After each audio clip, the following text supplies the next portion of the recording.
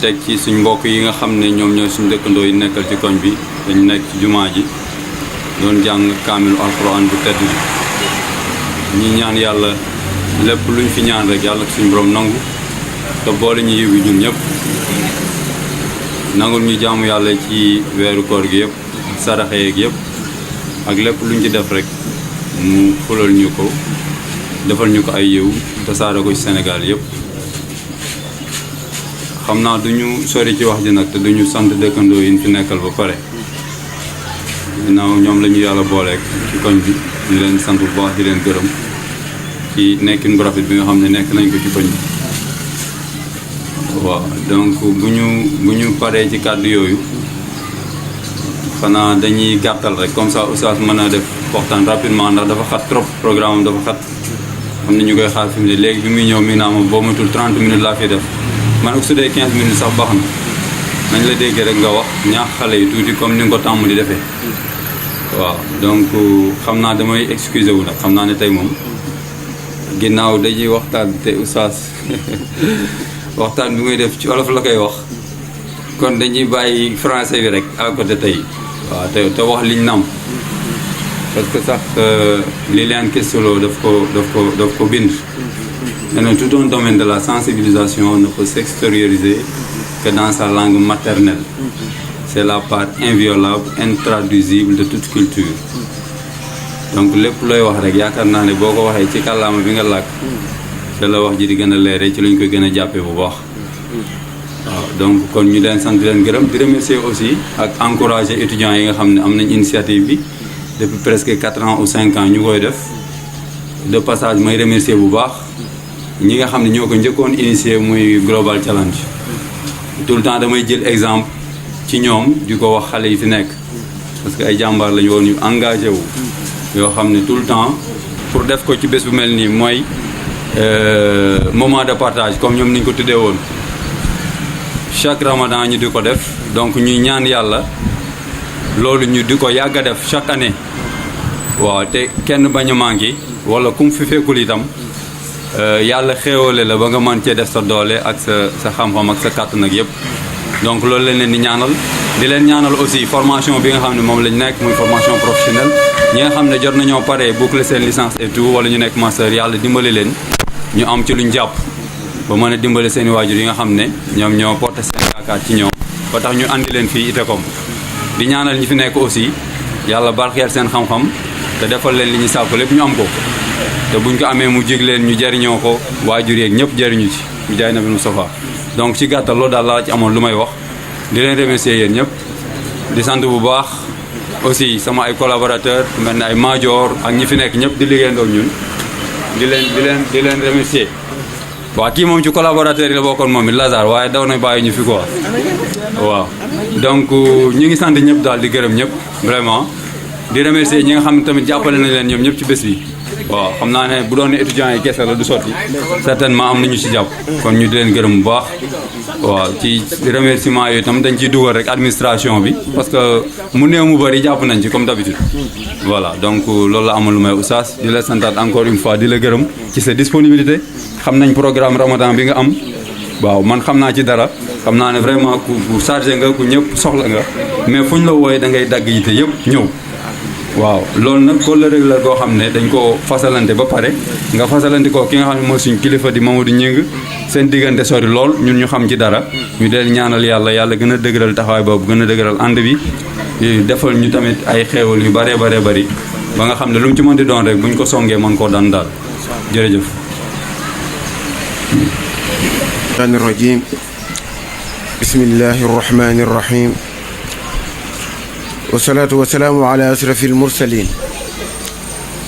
sayidina muhammadin wa ala alihi wa ashaabihi wa xadim mbokk yi ñu ngi leen di nuyu ci turu le directeur général di Mouhamadou Gningue di leen nuyu tamit ci turu mbooleem conseil d'administration bu ITECOM ba ci PCA bi di Serigne Jéeri Fall ñu ngi leen di nuyu tamit ci turu monsieur Mbaye mii nga xamante ni tey moo jiite barab bii ñun ñëpp ñu nekk fi di fi yëngutoo di leen nuyu tamit ci turu maajoor mu baax mii nga xamante ni liggéey bi yëpp moo koy coordonné ak Lazare mi nga xamante ni léegi daa daw noonu laa koy tuddee di nuyu sunu njaboot yi di étudiants yi di nuyu tamit Thiès Info mi nga xamante ni activités yi may def ci koor gi yëpp lu ñooy ànd ak man nga xamante ni képp ku jàpp Thiès Info wala Thiès TV da nga gis jotaay yooyu ñuy def ci weeru koor yi nga xamante ni ba koor gi tàmbaleeg nëga ni ñu ngi ànd ak ñun ñu ñuy xaar léegi ci ay barab wallahi alazim bu dul woon jotaay bii waxtu wii duma nekk ci dëkk bii waaw waaye fent naa ba sonn rek ne leen faw ma ñëw waaye faf nag li nga xamante ni amical bi moom la ñu tënkoon ci di ko waxtaane ndax wax dëgg jarul mu yàgg te kuy wax ak sa njaboot di wax ak ñoo xamante ni yaa leen di jàngal yaay nekk ak ñoom ci biir saal yi yaay nekk ak ñoom ci waxtu yu jàng yi xëy na lii day doon fàttali rek ci ñoom di soññ bu baax sunu mbokki étudiants yi ak étudiantes yi ñu xam ni ñu góorgóorlu ci xam-xam parce que mooy thème bi maanaam ki jàng ci wàllu éducation ban place la war a jël bu melee na mu war a mel bu melul na mu warta mel ban place lañ koy xoolee monsieur Mbaye dafa mel ni te jamono ji éducation d'une manière générale lépp yëngu fi ne ni problème mu réew mi mooy éducation waaw ci suuf ba ci kaw foo laal day metti naka ngay comprendre kuy liggéey juróom-ñaari weer moom ñu laa fay loolu tey suñu université yi ñu ngi jànkonteeg lu mel noonu nga xamante ni kilifa yi ko jiite wet gu nekk la ñuy toogee ngir mën a satisfaire le minimum besoin yi nga xamante ni professeurs yi moom la ñu am yëg nañ ni li ci mbaaxaan di dund xam nañ ko li ci ñeneen di dund xam nañ ko kon ñuy lancer un appel bu solennel ci chef de l'État ci premier ministre te ministre de l'enseignement supérieur ba ci mboolem ñi yëngatu ci loolu ñu bàyyi xel enseignement surtout nag enseignement supérieur parce que dafa cher puis yu mag yëpp fi ne nii état jëlatu ko en charge waaw dafa am une part bu mu ciy jël rek la ca des mu bàyyi ko privé yi léegi nag kon yéen sunu njaboot yi nekk ci université privé yi ñu ngi leen di ndokkale di leen wax ne na ngeen góorgóorlu parce que lii ngeen nekk ku nekkul ci lu mel ni li ngeen nekk ko gën parce que li ëpp solo ci àdduna mooy xam-xam développement ñaari sookul la am mooy li ñuy tuddee recherche koom-koom ak lu ñuy tuddee le savoir xam-xam maanaam nit mënta développer mukk réew moo gis mu émerger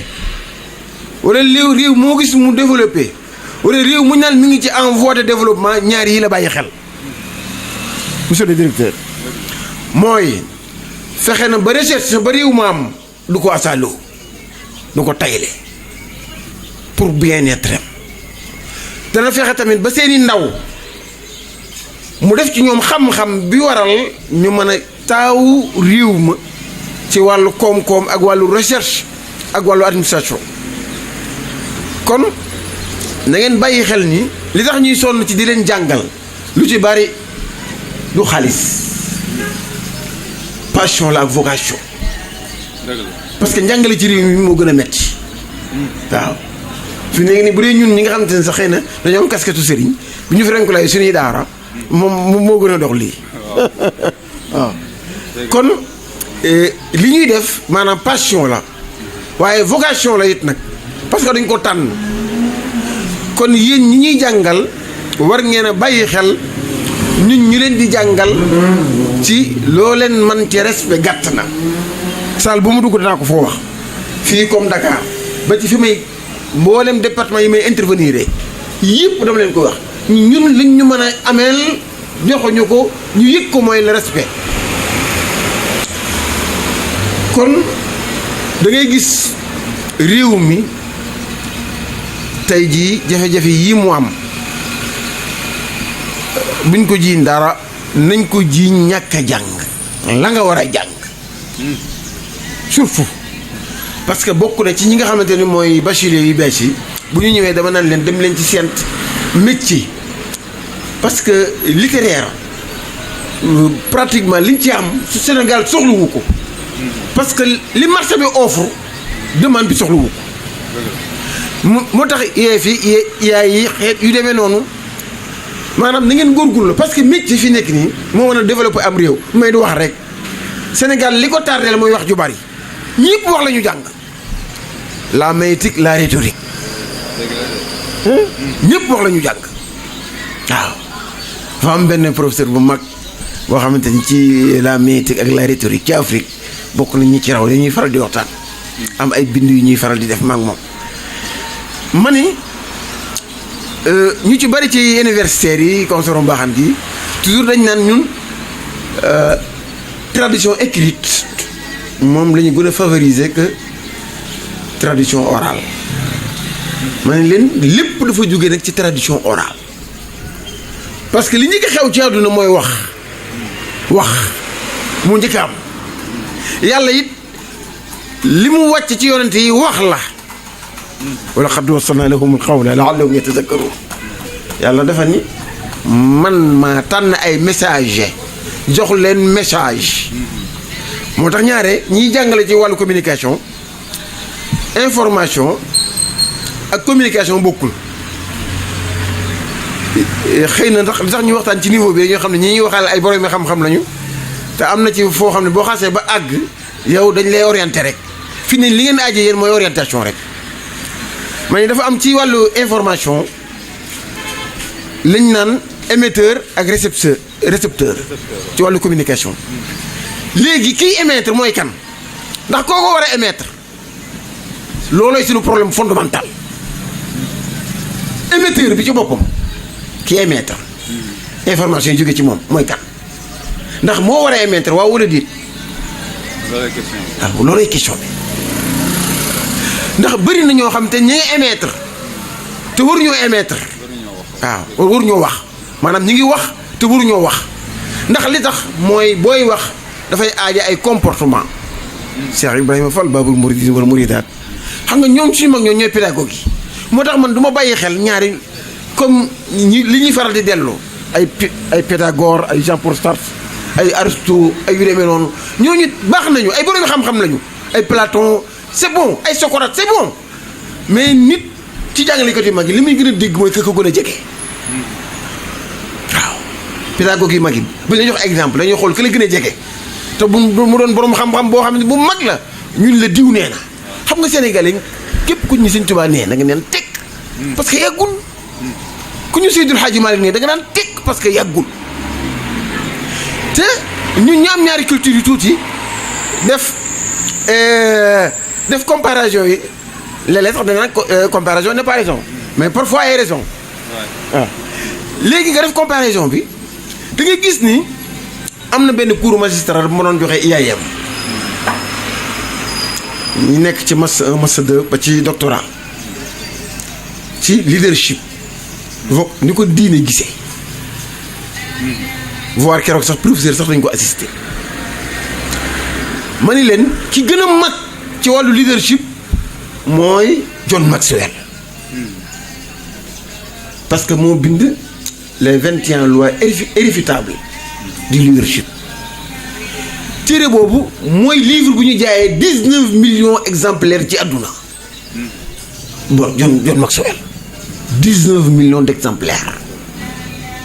21 lois irréfutables du leadership man la ma ci gën a ñor mu ni la loi du processus nit amul benn école boo xam ne boo fa génn naan di nga doon président lan mooy waral nga doon njiit processus la mooy nit mooy formaté boppam waaw xam-xam taxul nit doon njiit am taxul nit doon njiit comportement moo war a tax ma doon njiit moo tax bëri na ku ne njiit nga te doo njiit parce que dañ laa parachuté loolu nag mooy sunu société yi sunu jafe-jafe fondamental mooy loolu ba ca des tamit mu waxaat loi bu am solo ba yaakaar naa mooy 4e loi bi nee na n'importe qui peut barrer un navire mais pour tracer le cap il faut un leader waaw n'importe qui peut barrer un navire mais pour tracer le cap il faut un leader voire même un leadership kon ku ne mën naa yàq mais defar ñëpp mënuñu ko noonu nga koy dégg ku ne mën naa yàq mais defar ñëpp mënuñu ko léegi bi ma koy aborder foofu ci yaayam ba àgg ci comparaison ba nag John Maxwell ak Cheikhul Khadim radiyallahu anhu parce que John Maxwell papam pasteur la jàng na li mu war a jàng lépp ñëwaat ci église bi nag bàyyam di ko yor ci diine di ko formaté ba yàlla dogal léegi leadership ci adduna bi moom moo ciy faar léegi bi ma ñëw ci Cheikhul Khadim dama ko tënk téeréem bi li muy bari yëpp ma tënk ko ci benn waxi Sëñ Tuubaa benn bayit benn vers Sëñ Tuubaa ma ni Sëñ Tuubaa li mu wax ci leadership mooy kilifa goo xamante ni bëgg ngaa doon quelqu'un moo xam nga génne école wala foo mën a génne ci université yi mag yi lii na nga ko bàyyi xel yaquduhu bil ilmi wal ibada kama yurabbihi bi tarkil aada Sëñ Tuubaa benn livre bi yëpp Sëñ Bamba résumé ko ci benn wax waaw kee daa bind livre Sëñ Tuubaa résumé ko ci benn wax yaquduhu bil ilmi wal ibada kama yurabbihi bi tarkil aada nee na kilifa dëgg mooy day xam bu mu xamantu na xam bu baax waaw moo tax li yàq sunu diine ji yàq sunu politique bi mooy ñi koy jiite du ñu ay politologue bu dee diine ji ñi koy jiite du ñu ay sëriñ yu xam Lazare waaw bu dee politique bi ñi ko jiite du ñu ay politologue soi-disant ay politologue bu dee sëriñ si ñu ca bari ñu ko jiite du ñu ay boroomi xam-xam mbubb rek la ñu am moo tax yéen ñi nga xamante ni yéenay pépinière bi yéenay yaakaaru ëllëg fokk nag ñu am ak yéen jotaay yu mel nii pour éveiller conscience yi damay faral di wax jàng baax na waaye jàngantu baaxul damay wax ni xam-xam nanguwul mus xam-xam li mu nangu mooy nga mëq bu baax dafa am benn boroom xam-xam bu ko wax benn proverbe daat ni le grand-père du savoir c'est approfondir le grand-père du savoir c'est approfondir moo tax ñaare as foo ko déggee rek day yàq as xam-xam as jikko as njuddu as xaalis yàq rek moo tax képp koo gis muy vanté wu ci kanamu nit ñi naan nii laa toll la ma yor moomu ko wallaay yàlla xam na ko mbaaxaan képp ku leen gis muy vanté wu ci domaine yëpp la mu am doyul wolof da ko wax na léeg-léeg dama leen di jàngale wolof dani nebbon mooy graisse nebbon bi ci séqu ganaar ba tax koy cappi-cappi bu ko ëpp fuuf mi ngi ci yëkk kuyu xàbbanu nag mu ni bëpp ak moom lu waay du tiitaru amu ca dara xam-xam ku ko am du tiitaru am ku ko am du tiitaru waaw loolu neen ko bàyyi xel ndax jàng seen kalaama baax na nebbon mooy graisse nebbon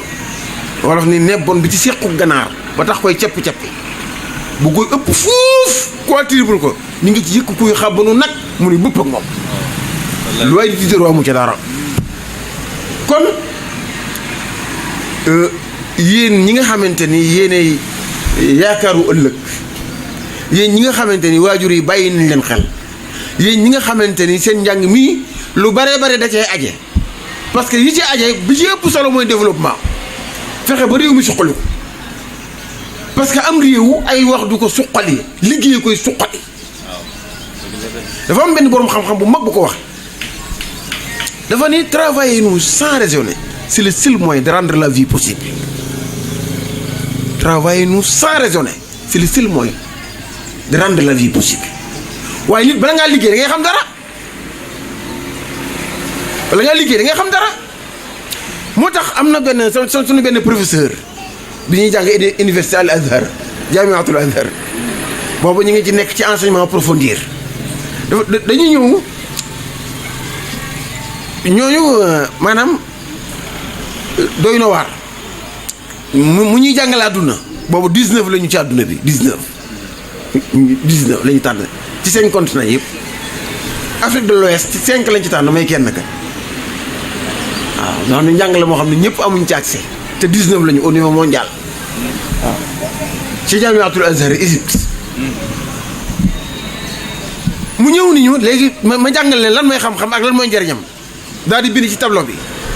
ñetti xaraf alif lam mim exemple daal ni àdduna ngi nii alif lam mim mu jën ci ñetti baat di al ilmu al amal al lama mu jëlee ci ni àdduna li ci ëpp solo mooy al ilmu mooy le savoir foog nga xam ñaareel bi mooy le travail mooy foog nga nangoo liggéey li nga xam nga appliquer ko théorie ak pratique ba ci desaat mooy épanouir daal di nag dañoo war a njëkkee xam teg ci liggéey doo ko épanouir bu dee fii suñu réew mi rek épanouissement la ñuy jiital fii Sénégal gii épanouissement la ñuy jiital mujjee xam-xam moo tax du ñu dem mukk fekk bàyyi du waaw moo tax yéen ñi nga xamante ni moo tax dama naan xam-xam yépp a baax amul bu bon xam-xam yépp a baax xam-xam bi ñu reyee nit sax jar naa jàng ndax bu ñu lay bëgg a rey nga moytu self défense waaw waaw xam-xam bi ñu reyee nit ak bu ñuy posséder nit jar naa jàng akub liggéey jar naa jàng parce que bu ñu lay bëgg a rey nga fekk xam nga ko daal def self défense moo tax palaasu ndaw luy jàng waaye nag jàng boobu li ci ëpp solo seen xam-xam bii ñu leen di jàngal fii ci université yii dana am njariñ bu fekkee am ngeen éducation waaye dana ko ñàkk bu fekkee amu leen éducation Sénégal li manqué ci Sénégal mooy comportement man yar te loolu mooy thème bi yar xam nga dafa am benn kilifa gu mag ci réew mi jël ak njabootam yóbbul ab sëriñu daara ni ko Alxuraan ma nga seen kër maam waaye jot bu leen ko xamul moo fi nekkul sama njaboot gi ma bëgg la koo jox ngir nga def ci ñoom ñett mooy jàngal leen ko ab liggéey jàngale leen ma yaral leen ma bu ñett yëpp mënee dugg alhamdulilah bu mëntul dugg bàyyi leen jàng ba te jàngal ma ab liggéey yaral ma bu ñaar yëpp mënee dugg baax na bu mënta dugg bàyyi leen liggéey ba te yaral ma daal ne Alxuraan lu muy réy ko yaatu yëpp ab yar dong lay jàngale amul fenn fa Rasulullah yi ni yàlla jàngal na ma te moo raw ñëpp waaye yar na ma rek monsieur Mbaye amul fenn fu Rasulullah yi waxee ni sunu boroom jàngal na ma waaye wax na ba tàyyi ni yàlla yar na ma addabani rabbi fa ahsana ta'dibi yàlla yar na ma te rafetal na yarin wi moo tax li ngeen nekk ku nekkul ci lu mel ni li ngeen nekk ko gën parce que li ngeen nekk mooy ni développement te yàlla nee na li tax mu wàcc doomu aadama du dara développement maanaam suuf bi yàlla di wàccoon ci la aadama yii yëpp amu fi woon dara nee yàlla daal ni huwa ansaakum wastaamarakum fiha huwa ansaakum min al ardi wastaamarakum fiha maa leen wàcc ci kaw suuf pour ngeen liggéey waaw moo tax nit dafa war a liggéey bi nag da koy teg ci xam bu mu liggéey ba pare mu laytaaye ko ab yar ndax lu waaye am te amub yar ab yar a ko gën lu waaye am te amub yar ab yar a ko gën yar nag mooy da nga koy tàmbale ci say waajur ñëw ba ci ñun ñii ñi leen di jàngal ñëw ba ci ku la féete mag ñëw ba ci képp ko tolloolum nopp ba ñëw ba ci képp koo xamante ni yaa ko féete ak mag loolu ab yar mais lii ñuy def léeg-léeg nga gis ay xale wala ñu ni ñi ngi ci yoonu xam-xam di wax joo xamante ni boo ko déggee daal di tudd yàlla daal ne baadu ñi ñoo nar a réew mi ëllëg bari na da wala ñu solin woo xamante ne heure boo leen gisee sa yaakaar tas waaw wala ñu melokaan woo xamante ni heure boo jàkkaarloog ñoom rus bët bu set doom jàkkaarloog baayam rus bët bu set ñun ñi nga xamante ni dañoo am ñetti casquette wala ñeent léeg-léeg nit ñëw ni ma sama doom ma jaaxal lu xew jàng na ba noppi na waaye daal duma ko digal mu def duma ko tere mu baax te ci mbedd bi lay fanaan te man li ma ci gën a soof sax mooy tubay du ko sol ba ma àgg tubay du ko sol ba ma àgg mooy xaw ma pëtëxal xaw ma tëmbal baaxul xaw ma check down mu anglais la mooy xoolal sama gannaaw check down xaraam la waaw check down xaraam la waaw nit day am comportement bu baax am personnalité check down baaxul lu ko def bu mu doon ci góor bu mu doon ci jigéen check down moom baaxul waaw mooy xoolal sama ginnaaw ni mu mel ginnaaw nag awra la xool ko rek lislaam daganalu ko kon yéen étudiants yi féetee ci comme bu leen bokk ci ñoo ñuy def check down waaw monsieur Mbaye loolu nag yaakaar naa ne monsieur Mbaye lay dimbali moom mi jiite barab bi Mouhamadou ñi moom mi nga xamante ni moom moo jiite groupe yëpp waaw bi ci desaat tamit ñun ñëpp ñu bàyyi suñu xel ni formation yi ñuy def yi ngeen di amee fii formation yu cher la ndax ñi leen koy jàngal wet bu nekk toogee nañ ko ba war koo man ba tey juguñu ci am njàng doo dem ba am licence wala sa master wala kii mos naa ko wax sama yenn étudiant foofu ci iticom 4 ci am fi bi ci kaw ma ni leen cursus yi xam nga lu muy wane mooy certificat ba ci licence ba ci diplôme yi gën a kawe man xam nga lu muy wane du xam-xam outil la waaw loolu na ngeen ko bàyyi xel diplôme yooyu yëpp na ngeen xam ne du xam-xam mooy ay outil la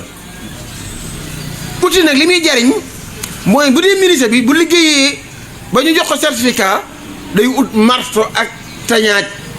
ak tournevis ak scie waaye taxul ba tey mu mën a am lal da day dem na uti bant daaj daal di xool leen lal bi kon ay diplôme du xam-xam li koy joxe mooy ay recherche waaw bind dara waaw créer dara moo tax toujours ma ni leen ñu naan diw moo créé nanga ma leen déedéet ñoom ñépp ba ci scientifique yu gën a mag dañ naan découverte monsieur Mbaye lan mooy découverte mooy yu fi nekkoon nekk nekk fee nga fexe ba dajale ko ba muy doon dara loolay découverte mais créateur amul le seul créateur c'est Dieu c'est le tout puissant moo tax bu naan ndiw artiste la man ko du artisan la c'est pas la même chose waaw parce que artiste mooy suñu borom ñi ci des ñëpp ay artisan lañ waaw kon yooyu na ngeen ko bàyyi xel fexe ba bokk ci ñi nga xam te ne dañuy def ay découverte waaw waaye créé moom kenn mënu ko ndax yàlla créé li muy créé ba pare waaw pare na waaw yëpp ay matière première la mi ngi ci suuf si léegi nag nit mooy sonal boppam di ubu di xalaat boo gisee penseurs yi philosophes yu mag yi dañuy xaw a niroog ay dof dañuy bàyyi seen karaw yi ñu daanaka du ñu mën a kii ba ci sufiyanke yu mag yi est-ce que tu sais que ni même ñoom Pythagore ak ñoom Aristote ay ñoom ñu ci bari ay sufiyanke lañu ba ci ñoom kii Socrate Platon ay sufiyanke lañu parce que dañuy wéet di xalaat seen diggante ak seen borom univers bi lan moo tax mu doon bii planète ndax am na wala amul yàlla mi ñuy wax subhanahu wa taala kan mooy sunu borom wan yoon la ñu war a awee ba gëm ko waaw bu ko defee wéet yi ñuy wéet ci la ñuy bind ay téere ci la ñuy génne ci la ñuy nekk ay sage xam nga li naan la sagesse coono du ko am waaw ku ñu diw ku sage la jàppal du coono ndax xam na li mu war a xam lépp ndax ci biir xam-xam boo ko dajalee ba pare ci lay sagesse doo ko dikk Madior boo waree xam li nga xam lépp xam les tenants et les aboutissants ni ngeen koy waxee xam yëpp ba pare ci nga doo ko ci biir loolu ci la sagesse di doog a génn parce que sagesse moo gën a riche xam-xam te sagesse ki mënu koo am loolu xamoo la nga war a xam lépp kon na ngeen góorgóorlu ci sonal seen jëmm ci di jàng te loo leen jàng ngeen dégg ko te ngeen na ngeen fexe ba yaru parce que boo leen yaroo na ngeen war a yaroo ci ngeen di occuper place yi gën a mag ci réew mi ak biti réew parce que comportement mooy tax am réew jëm ci kanam te nag ku xamul mënta am comportement bu baax mais ku xam ba pare nag bu amee ko am comportement bu bon ma sama ñi xamul kon fexe leen ba nekk ay exemple waaw fexe ba def li ñu naan nekk ay rénovateur yi ñàkkoon ci étudiants yi am ci yéen mais étudiant pour gërëwe xas ak saaga rek ak chantage état du loolu ak étudiant du loolu ak étudiant ndongo daara bu mag nga ndongo daara bu mag nag war nga am toujours sagesse xam li nga bëgg au moins parce que ñeneen di jàngal moom la ñu war a am nañ ko ba pare boo leen jàngi bu leen jàngu moom bu ñu tëddee seen lépp lay dox waaye yéen ña àggaleegul nag yéen a war a gën a góorgóorlu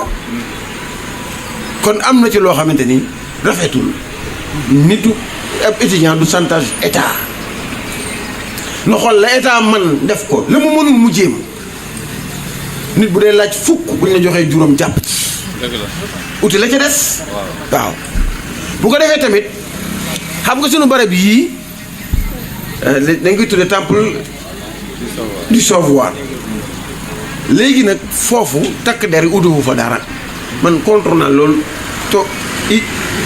militaires yi wala policiers yi wala gendarme yi ñu ñëw ba ci nu biir université yi loolu moom normalu takk der yi nañ yem ci biti wala nañ dem ca wuyu ak bandi ya waaw université ak wuyu ak ba ñi doon wuyu doo leen di bandi mais nag nit bu lekkul sa ñane lekkuma nit bu lekkul du mën a jàng de saako bu deful dara du taxaw di saako bu deful dara du taxaw am na loo xam ne ay erreur la ay njuumte la waaw resto yi nañ koy ubbi ndax ku amul sa bourse te añ jot nga war a añoo amoo foo ko jëlee sa bàyyi ma nga ca kaw ga bu añee du reer mais nooy def question bu pertinente la waaw sëñ Cheikh Ahmed Tidiane yi mi ngi noonu doog a ñëw waaw kon état na gën a veiller ndax lii ñuy wax dana war a àdduna ci info mu ngi koy jël chef de l'état dana ko digg dana ko seetaan nag nañ gën a veiller ci étudiants yi parce que sonn nañu xale boo jàngaloo ba pare lekk joxu ko mu lekk joxu ko mu naan mais nu muy jànge moo tax échec yi bari waaw ab étudiant buy jàng te bu xëy du ndékki bu añ jotee du añ bu reer jotee du reer nu muy jànge mais loolu nag day doy war mais le minimum nañ ko def le minimum mooy bu ñu xëyee ndékki bu añ jotee ñu añ bu reer jotee ñu reer bu ñu amul dara dem jàngi moo tax catastrophe yi am wax dëgg yàlla yéene wuñ ko étudiants yi yéene wuñ ko tamit état parce que état ñëpp la fi nekkal waaye na gën a bàyyi xel ci étudiants yi surtout nag ñu nekk ci université privée yi surtout mais li ma amee université privée doy na war ma wax naa ko Cheikh mi toog 8 mois fay woo 7 mois mais loolu musiba la moo tax gis nga premier adversaire u chef de l'état Macky Sall mooy enseignement supérieur waaw parce que li ci nekk bari na te ñu ci bari mer nañ mais Madior mii bu xëyee il faut que mu joxe dépense ndax am na ko boo demee sax kër ma amul ndogu exemple lay joxe mbaaxaan mi ngi nii mooy directeur bi ndax am na lu ma jox boo demee yoru ko te ñu ngi nii di jàngale te direction générale bi yoreel luñ ko état leen ko yoreel état na fay alale jàmbur yi bi waaw Macky Sall na fay alale jàmbur yi mu yore parce que ñaqe gor yi la yore noonu nañ ko wax haut et fort na ko fay parce que bëri na lu ñuy def loo xamante ni du farata parce que dégg am ministre bu soldaam soldam tardé wala directeur généraux yi mos ko gis député yi mos ko gis mais toujours enseignant rek néew ci doole yi rek mais loolu ba kañ ba kañ te ñoom ay millions am na ñu ñuy fay 10 millions plus de 10 millions te du tardé waaw mais siri kesaalika dara du tardé mais enseignants yi moom ñun jàngale kese moom dañuy toog juróom-ñaari weer duñu fay mais fu ñu ko teg ba pare bëgg naan le plan Sénégal émergent mentalité la te li ci war a jiitu mooy le savoir mooy xam-xam ma loolu développement bu ñu bëggee plan Sénégal émergent bi aboutir na fexe ba système éducatif bi apaisé waaw c'est important sinon rien ne marche ñun xam nañ ci dara waaw fu ne la ñuy dugg mais étudiants yi yëpp a ngi jooy ñi leen di jàngal ñun ci la ñu bokk ñu ngi jooy waaw ñu ngi jooy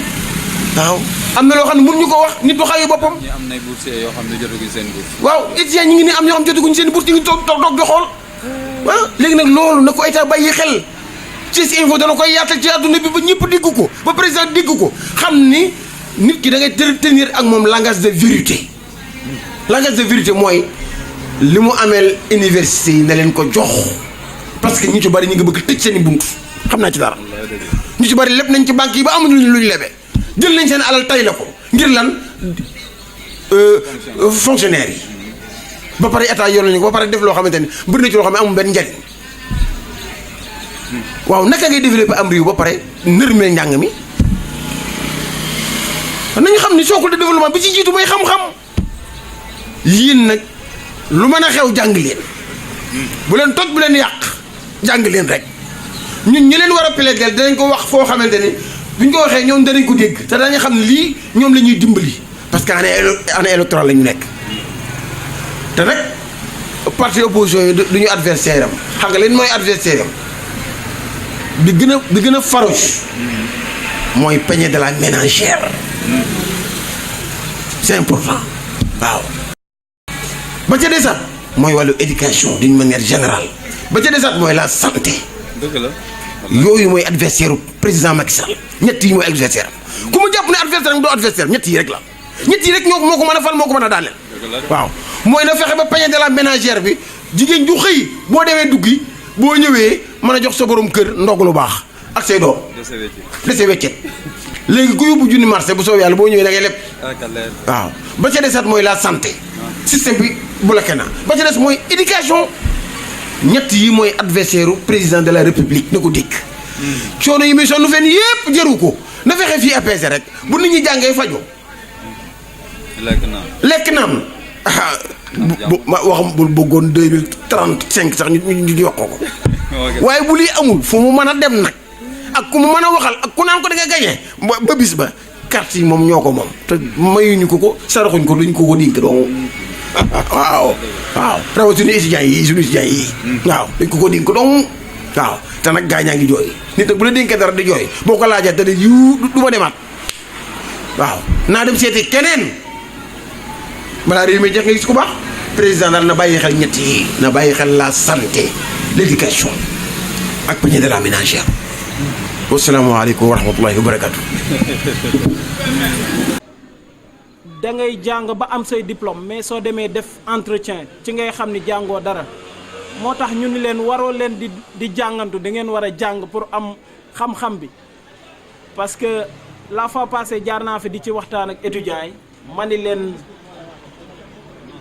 liggéey pour nga am ko dafa metti ci dëkk bi surtout situation ni mu demee nii ak jàng bi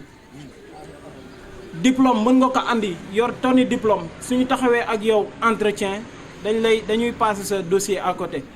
parce que liy def différence bi entre yow ak keneen ki ngay toog di def entretien mooy xam-xam bi nga am le savoir-faire mais du diplôme yi donc sur ce je vous exhorte à bien travailler ngeen gën a góorgóorlu dina baax incha allah donc je vous remercie merci professeur ok merci. jàng soxlawul ni naa intelligence mais étole intelligence gëm-gëm la laaj rek même boo nuulee boo gëmee toog fa affaire na la fekk question de volonté la te wax naa ne toujours ma leen ite ko méttiwul chaque jour ma wax leen ko te nu mu métti di nga fi génn ak sa diplôme dem te foo taxaw ci entreprise doo kooko xëccul du la mënal dara ku wedd laaj Lazare waaw te foo dem ay fierté itamam ngeen fay fekk man li may sant mooy ngeen góorgóorlu jàng respecté administration bi jox na leen cër ñun au contraire yéen la ñuy xaar ngeen dellooñ ko mais au moins ñun jox na leen cër dañ dellooñ ko ñu travaille ensemble ñëpp réussir di ñaan ñu def ko ay déwén yu bëri ngeen ku nekk avance ci li nga nekk yàlla may ñu fan wu gudd ak wér-gu-yaram saafara bépp jàngoro may ñu xéewal xam nga ñu avancé maa ngi leen sant di leen gërëm. Inch'Allah. Voilà, merci beaucoup Lazare. Donc Oustaz dañ lay gërëmaat encore une fois vraiment ci disponibilité bi ak xat-xat yi ñu nekk nii ci weeru koor gi waaye teelul nga bàyyi lépp ñëw def ko comme ni nga ko daan defee ñaaxaat xale yi je crois que Oustaz li mu leen defal tey benn cours magistral la entre guillemets en développement personnel parce que bu insister ci côté comportement rek je crois comportement moo ëmb lépp rawatina ki nga xam ne day jàng du ma jóg ci di leen ko wax chaque jour ne leen mooy li Lazare wax léegi lii def différence entre yéen ak ñeneen suba ci comportement kese lay jógee parce que boo xoolee école yëpp pratiquement Oustaz mii tey ma nga IAM ma nga feneen ak yeneen université yu ma bëgg la tudd parce que professeur la je sais que je crois bien que xam ngeen lan mooy titre professeur la donc il intervient un peu partout li mu leen wax nii moom lay wax feneen li mu leen di jàngal moom lay jàngal ñeneen kon lan moo war a def différence bi suba c'est juste le comportement vous aurez les mêmes cours à peu près les mêmes diplômes reconnaissance yi pratiquement benn la li leen di différencier c'est le comportement demain te comportement boobu su baaxul dès maintenant demain daf leen di porter préjudice encore une fois il faut soigner votre mise et ayez un bon comportement c'est très important le développement personnel. Lazare s'est prononcé tout à l'heure, il en sait quelque chose bien sûr parce qu'il s'est toujours très bien comporté jusqu'à ce que mu jóge fi et il fait notre fierté aujourd'hui et tant d'autres étudiants ñi nga xamante ne ni ñi ngi liggéey un peu partout même Thiès fii rek boo duggee dans les institutions ils sont partout maintenant donc di remercier aussi de passage Lazare te collaborateurs yi nga àndal ñëw fii comme invité di remercier encore une fois Oustaz collaborateur bi yegg si sànq sëñ Cheikh Ahmed Tidiane ñu ngi lay ziar di la jox sa wàccuwaay bu baax di la dalal donc encore une fois daal ñi ngi gërëm ñëpp di sant ñëpp di ñaan yàlla mu defal ñu fekk waat ko déwén te lépp luñ ci def mu nekk ay yiw fulal ñu ko tasaare ko ci Sénégal yëpp li nga wax ci université yi nag ñun ñëpp xam nañ nu mu demee loolu rek mooy wax ji 3 points yooyu su ko résoudre rek je crois que Sénégal day nekk ci jàmm donc ñu ñaan yàlla ñaanal ko moom tam moom mi nga xam ne moo jiite réew mi yàlla defal ko jàmm parce que bu amee jàmm rek xëy na ñun ñëpp ñu am jàmm donte bokku ñun féetee sax na am jàmm rek bu ko defee ñun ñëpp ñu am jàmm donc asalaamaaleykum wa rahmatullah maa ngi leen ziar di leen gërëm yéen ñëpp